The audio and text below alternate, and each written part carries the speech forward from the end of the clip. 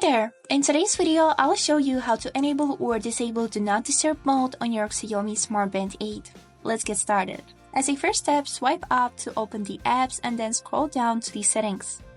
Here we would need to scroll down again and click on this tab which is named DND settings. Here choose DND and here is it.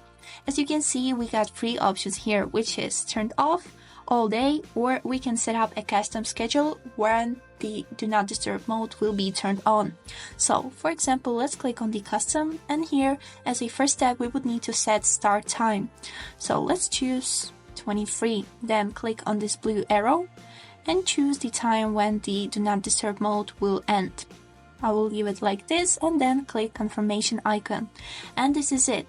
Now the Do Not Disturb mode will be enabled from 11 PM to 9 AM. And this is it for today. I hope this video was helpful for you and thank you so much for watching.